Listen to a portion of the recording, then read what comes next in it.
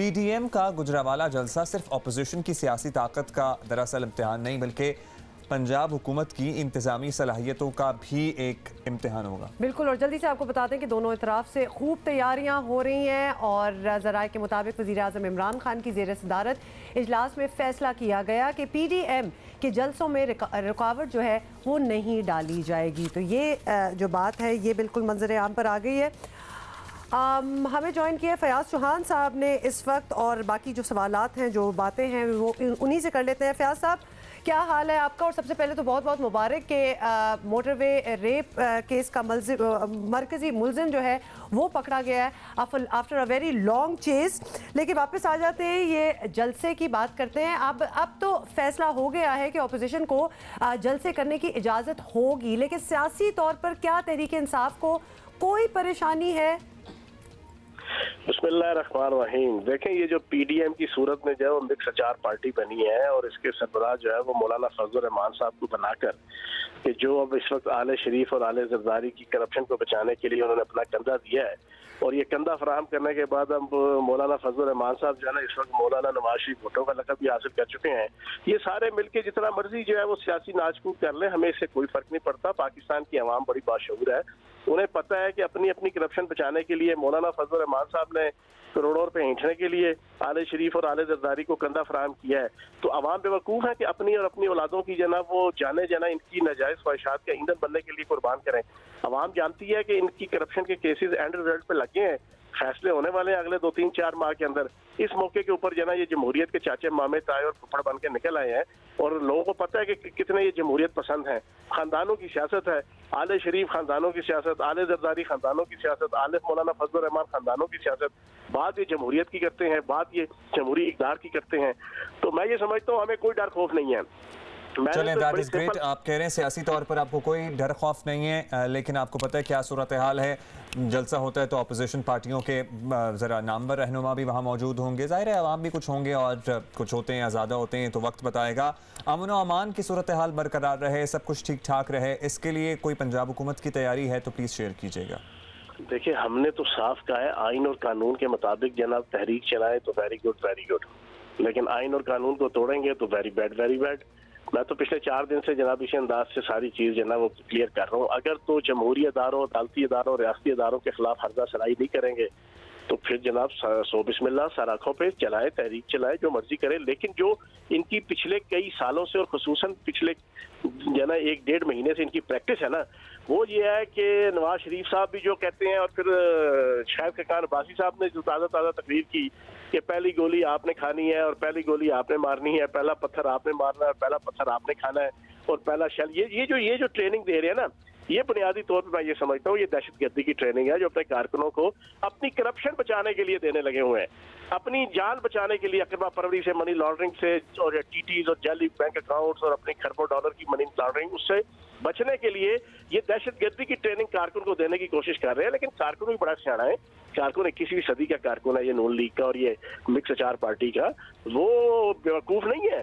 انہیں پتہ ہے پچھلے 2 سالوں میں نیب نے اور احتسابی اداروں نے ان کا کٹا چھٹا کھول کے رکھ دیا ہے، ایک چیز ان کی کلیئر کر دی ہے، تو وہ روٹی کو چوچی نہیں کہتے کہ جو بھاگے آئیں گے اور اپنے سینے پہ جو ہے ان کے لیے گولیاں کھائیں گے، چوروں اور لٹیروں کے لیے۔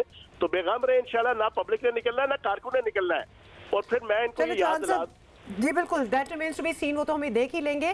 ایک اور چیز جس کی آپ وضاحت کر سکتے ہیں کہ ایک الزام لگایا جا رہا ہے کہ تحریک انصاف مسلم لیگ نون کے کچھ ممبرز اپنی طرف لانا چاہتی ہے، تو اس طرح بھی آبویسلی مسلم لیگ نون کا زور توڑنے کا ایک پلان ہے، اسپیکولیشن ہے اس بات کی، تو اب تک اس سلسلے میں کتنی کامیابی ملی ہے؟ اگر بے غم رہیں تو پھر اس کی کیا ضرورت ہے سر؟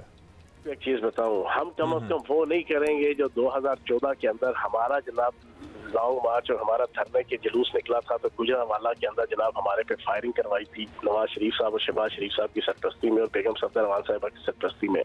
ہم یہ نہیں کریں گے کہ گجرانوالہ کے اندر سارے کے سارے ہمارے جو پی ٹی آئی کے پیرا فلیکس تھے اور ہمارے جتنے ہورڈنگ لگے ہوئے تھے ان کو آگ لگا دی گئی تھی۔ ہم یہ نہیں کریں گے کہ ہمارے ورکرز کو مارا پیٹا جائے گا جناب ان کی پارٹی کی طرف سے۔ آپ بتائیں، ابھی تک کوئی ایسی چیز پی ٹی آئی کی طرف سے آپ کو نظر نہ آئے گی، نہ ہے، اور نہ انشاءاللہ ہوگی۔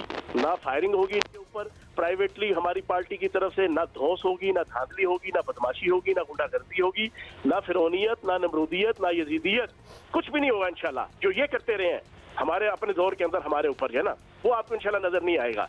बाकी मेंबर हमें लाने की जरूरत ही नहीं है, लोग खुद खींचे चले आ रहे हैं। इनकी जनाब रियासत और इनकी जनाब अदालती और रियासती अदारों और जमहूरी इदारों के खिलाफ हरदा सराई, जो इनका लीडर बाहर बैठा हुआ है सुल्तान मफरूरुद्दीन, उसकी जबान जो वो बोल रहा है, जो आगे से शायद खान भाई साहब बोल रहे हैं, उनकी जबान सुनने के बाद जो है वो वर्कर खुद बदतन हो रहे हैं इनसे।